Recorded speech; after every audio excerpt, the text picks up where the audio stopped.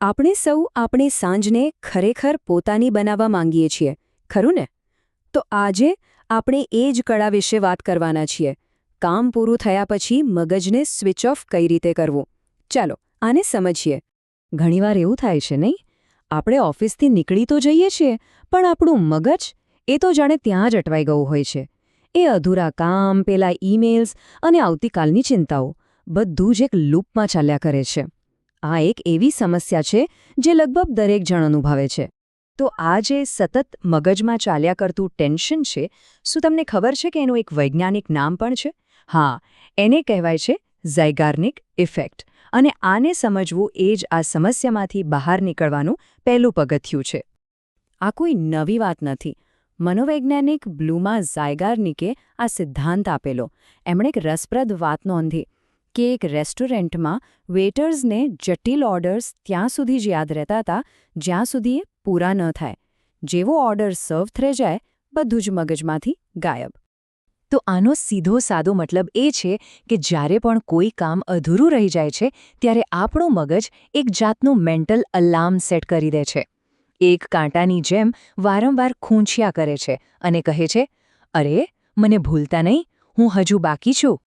ચાલો હવે વિજ્ઞાનથી થોડું પ્રાચીન જ્ઞાન તરફ વળીએ. પંચતંત્રની એક જૂની વાર્તા છે જે આપણને અધૂરા કામના જોખમ વિશે બહુ સરસ રીતે સમજાવે છે. કલ્પના કરો, થોડા સુથારો એક મોટો લાકડાનો થડ કાપી રહ્યા છે.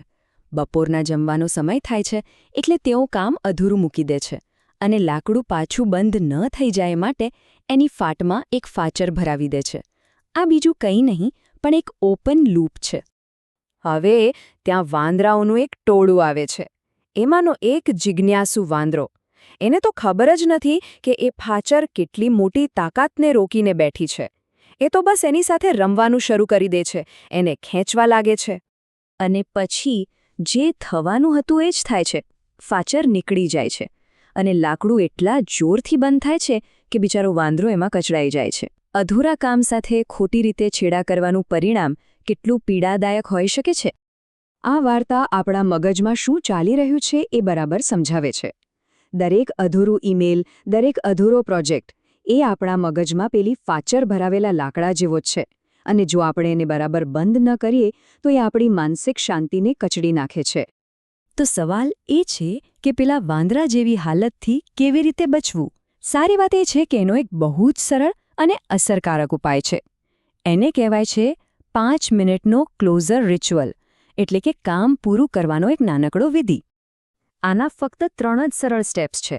પહેલું, બ્રેઇન ડમ્પ. મગજમાં જે પણ અધૂરા કામ ચાલી રહ્યા છે એ બધાને એક કાગળ પર લખી નાખો. બીજું, શિડ્યુલ. એ દરેક કામ માટે આવતીકાલના કેલેન્ડરમાં એક સમય નક્કી કરી દો. અને ત્રીજું, ફિઝિકલ રીસેટ. તમારું ડેસ્ક સાફ કરી દો. યાદ રાખો, અહીં હેતુ બધું પૂરું કરવાનો નથી, પણ મગજને એ કામ ભૂલી જવાની પરવાનગી આપવાનો છે. જ્યારે આપણે આ નાનકડી આદતને રોજિંદી બનાવીએ છીએ ને, ત્યારે એના ફાયદા બહુ મોટા હોય છે. આ માત્ર ટેબલ સાફ કરવાની વાત નથી. આ તો આપણી સાંજ અને આપણી માનસિક શાંતિ પાછી મેળવવાની વાત છે. આ વિધિથી આપણને માનસિક શાંતિ મળે છે. ઊંઘ સારી આવે છે કારણ કે મગજ સતત કામના વિચારોમાં ગૂંચવાયેલું નથી રહેતું. આનાથી આપણને ખરેખર આરામ મળે છે અને આપણે આપણા અંગત જીવનમાં પૂરેપૂરું ધ્યાન આપી શકીએ છીએ અને બીજો દિવસ એક નવી તાજગી સાથે શરૂ કરી શકીએ છીએ. તો હવે આપણે આપણા મગજના ઓપન લૂપ્સને સુરક્ષિત રીતે બંધ કરતા શીખી ગયા છીએ. આ શ્રેણીના આવતા ભાગમાં આપણે વન ટચ પ્રોટોકોલ વિશે જાણીશું, જે આપણા ઈમેલ ઇનબોક્સને કાબૂમાં રાખવામાં મદદ કરશે. ત્યાં સુધી તમારા મનને મુક્ત કરો અને તમારી સાંજનો આનંદ માણો. મળીશું આગલી વાર.